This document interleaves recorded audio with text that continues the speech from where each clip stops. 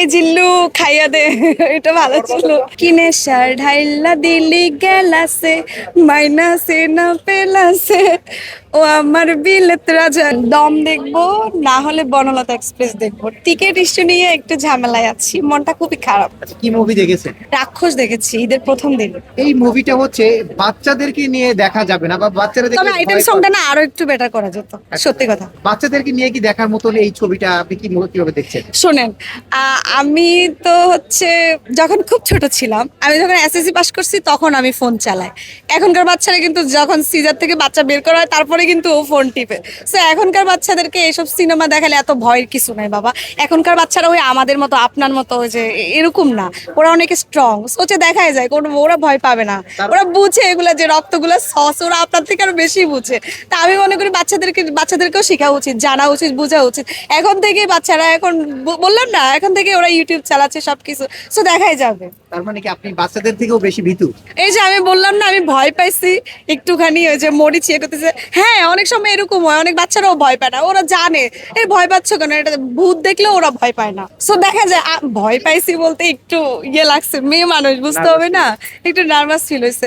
আমি তো বুঝতেছি যে এটা সত্যি না, যেটা আমি নিজেও নাটকের মানুষ, শুটিং এ কি কি হয় আমি তো জানি। সো সেই জায়গা থেকে হচ্ছে মরিচটা দিচ্ছে, আমার একটু ভাবতে এরকম ইয়ে লাগছে আর কি, বাট আমি তো জানি যে এটা রিয়েল না। আচ্ছা, যেহেতু আপনি বলছেন মিডিয়াতে কাজ করেন বা হ্যাঁ। মিডিয়া পার্সন একজন মানুষ, আপনার শুরুতে মানে সবচেয়ে কার সাথে সিনেমা বা নাটক করতে পারলে আপনার হচ্ছে আশা থাকে না, আর্টিস্টদের অনেক আশা হ্যাঁ, থাকে, কার সাথে মানে নাটক বা সুরে আমি তো আসলে বরাবরই ক্যারেক্টার আর্টিস্ট হিসেবে কাজ করি, আমি সব ধরনের ক্যারেক্টারই করি। সো হচ্ছে আমি নাটকের আর্টিস্ট, মূলত নাটকে কাজ করি আমি। মোশাররফ ভাইয়ের সাথে কাজ করার খুব ইচ্ছে ছিল, সেটা পূরণ হয়েছে। এখন আমার নেক্সট নাটকে হচ্ছে চঞ্চল ভাইয়ের সাথে, আবুল হায়াত স্যার, দিলারা জামান ম্যাম, এই তিনটা মানুষের সাথে আমার কাজ করা হয়নি। আরশ খান থেকে আমার পছন্দ, সবার সাথে মোটামুটি আমার নাটকে কাজ করা হয়েছে। এখন এই তিনজন মানুষের সাথে কাজ করার খুব ইচ্ছা। আর লাস্ট কাজ করলাম শহীদুজ্জামান সেলিমের সাথে, ওনার সাথে কাজ করার ইচ্ছে ছিল। গাজী রাকায়েত, জন আহমেদ, ওনাদের সাথে কাজ করা হয়ে গেছে আমার, ওনাদের সাথে ইচ্ছা ছিল। নাটকে যেহেতু কাজ করেন, হচ্ছে মুভিতে যদি কাজ করার সুযোগ আসে করবেন কিনা?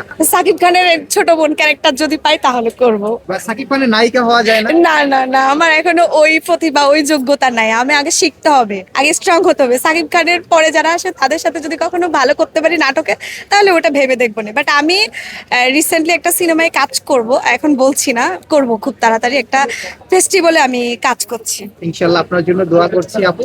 আর আপনার মানে দেখা যাচ্ছে যে একটা আর্টিস্টের মানে থাকে যে আমি যে একটা ছবি সিনেমাতে কাজ করতাম, অমুক নায়কের নায়িকা বা হচ্ছে ইয়ে হয়ে আর কি, তার এই মানে সেই আমরা আপনার স্বপ্নটা জানতে চাচ্ছি। প্রত্যেক আর্টিস্টেরই স্বপ্ন ওই যে থাকে, বললাম না, সাকিব খানের বোন ক্যারেক্টার করতে পারলে ভালো লাগতো, ছোট বোন বোনের ক্যারেক্টার। ক্যারেক্টারের কথা আমি বলি না, আমি বলেছি যে নায়িকা, নায়িকার ক্যারেক্টারের কথা। আমি যদি এখনকার যারা আছে তাদের আচ্ছা, বলতে সাথে, পারেন, সমস্যা নেই। আরশ খান। আরশ খানের। আচ্ছা, ওকে, ঠিক আছে। ঠিক আছে, থ্যাংক ইউ।